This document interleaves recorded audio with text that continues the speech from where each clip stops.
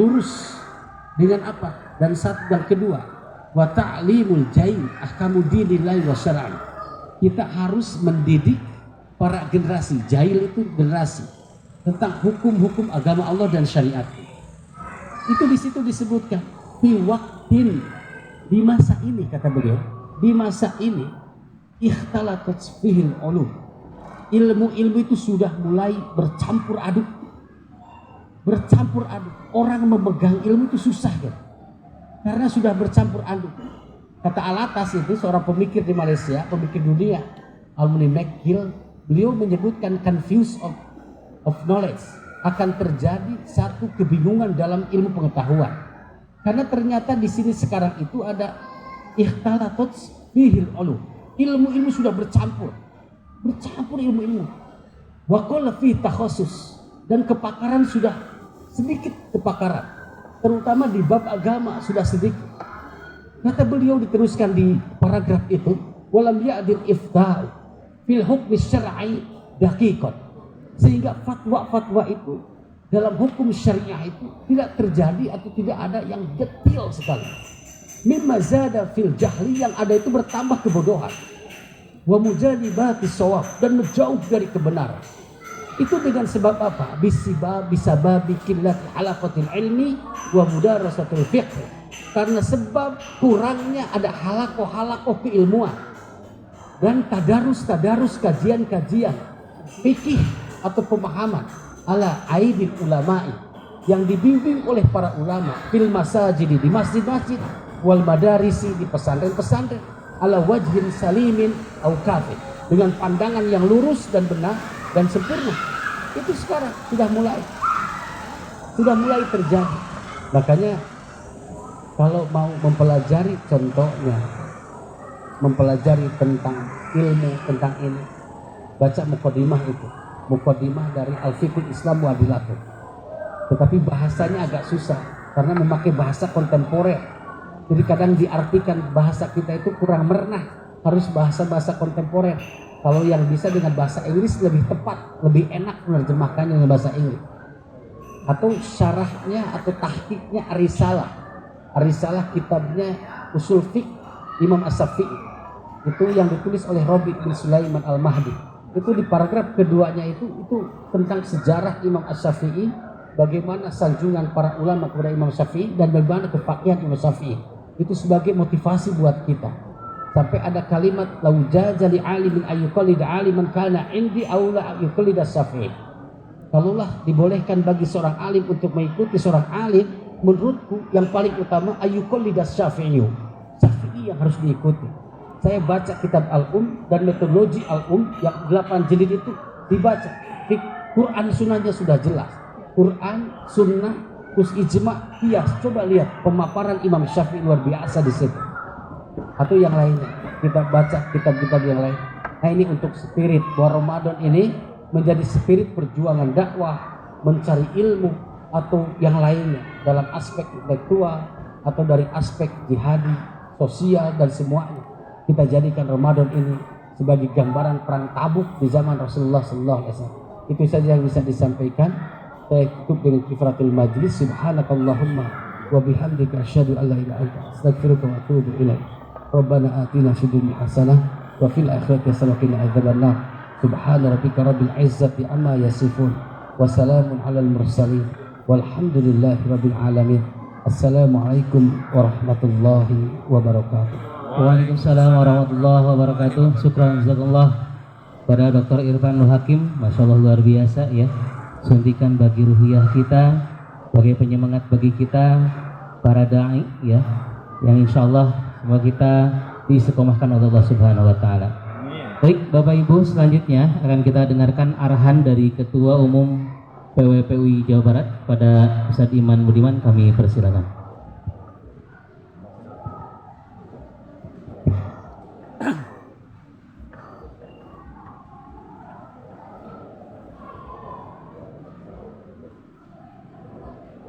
Ya, bismillahirrahmanirrahim. Assalamualaikum warahmatullahi wabarakatuh. Bapak-bapak dan ibu sekalian, luar biasa tadi kita mendengarkan asupan gizi dari Dr. Irfan ya. Dan ini asupan gizinya bukan gizi yang biasa-biasa aja, tapi luar biasa ya. Terima kasih jazakumullah khair pada Dr. Irfan. Dan antum selepas ini nanti kita melalui LDPUI akan melatih secara periodik dai baru di PUI yang hebat dan berkualitas. Allahu Akbar. Ya. Dengan kualifikasi tertentu. Ya, dikomandani langsung oleh Dr. Irfan dan jajaran LDPUI. Jadi siap-siap aja nanti. Ya. Di antara antum baik ikhwan maupun akhwat menjadi bagian dari peserta Diklat Duat PUI Jawa Barat. Nah, oleh karena itu ya antum semuanya mempersiapkan diri nanti insyaallah. Dan apa yang tadi disampaikan oleh beliau, baik tadi yang sifatnya konsep, teori, sejarah ya dan lain sebagainya, itu memang seperti itulah harusnya kita. Dan beliau juga menyampaikan realitas-realitas doa para dai di bawah di lapangan, ya itu juga seperti itu juga. Saya merasakan penderitaan seorang bagaimana ya, sama dengan beliau. Tadi yang cap nuhun itu luar biasa. Ya. Ya sami-sami alhamdulillah. Gitu. Nah, artinya ikhwas sekalian, tentu PR dakwah PU itu masih banyak gitu ya. Insyaallah mudah-mudahan nanti ke depan kita akan banyak inovasi ya, banyak inovasi terkait dengan cara kerja kita di PU Jawa Barat ini khususnya. Nah ini sebelum itu kita akan dengarkan singkat 5 menit Pak Dr. Artaji akan menyampaikan PMB ya, terkait dengan PMB penerimaan mahasiswa baru dari kampus UHS. Oleh karena itu kepada Dr. Artaji, berdiri aja di depan Pak Dokter. Ya, pokoknya mangga. Assalamualaikum warahmatullahi wabarakatuh.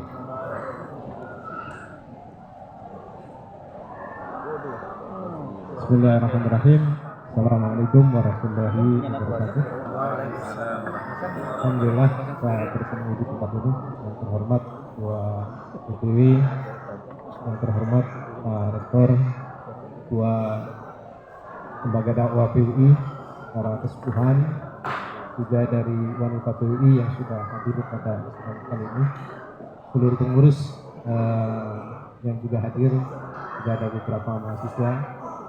Pada kesempatan kali ini sedikit saja menyampaikan bahwa kami di Universitas Salim Sanusi atau AS University sekarang sudah masuk pada tahapan penerimaan mahasiswa baru ya, untuk tahun 2023. Harapannya kampus ini bisa dimanfaatkan sebesar-besarnya oleh seluruh keluarga besar PUI ya. Bisa masuk di Universitas Salim Sanusi, dan ini adalah lembaga universitas yang juga nanti sangat sinkron ya dengan lembaga dakwah PUI ya. Kemarin kita sudah menerima sekitar 300 mahasiswa baru ya, dan alhamdulillah sehingga sekarang student body mahasiswa Universitas Salim Sanusi meningkat 2 kali lipat lebih ya, jadi sekitar 500 mahasiswa Universitas Salim Sanusi. Dan yang mendapat beasiswa itu ada yang mahasiswa baru itu 231. Jadi sebagian besar beasiswa. Cuman ada beberapa catatan ya. Jadi di tahapan kemarin itu kontribusi mahasiswa yang berasal dari PUI itu sangat kecil ya. Ini sangat disayangkan juga. Jadi bahkan kemarin kita kerjasama dengan PKH ya, Jawa Barat, tapi hasil rekrutmennya itu ada sebagian yang bermasalah ya. Jadi ada yang tidak niat kuliah segala macam ya, sehingga ada 10 yang udah dibujuk-bujuk untuk terus kuliah, udah dikasih beasiswa ya, sebulan itu 1.250.000 ya. Kemudian kuliah gratis ya, tapi masih ada aja yang tidak mau. Ini berarti kan ada persoalan. Harapannya ini kesempatan seperti ini bisa digunakan sebesar-besarnya oleh keluarga besar PUI gitu ya. Maka mulai keluarga intinya ataupun lembaga-lembaga pendidikan PUI itu bisa diserap ya.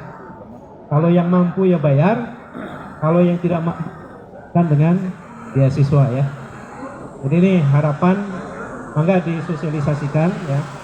Dan kita lagi mengusahakan juga nanti jalur beasiswa seperti tahun kemarin ya. Bahkan harapannya bisa meningkat lebih dari 231 ya. Mungkin lebih teknis Kang Irwan ini sebenarnya minta waktu sedikit lagi menyampaikan karena beliau adalah ketua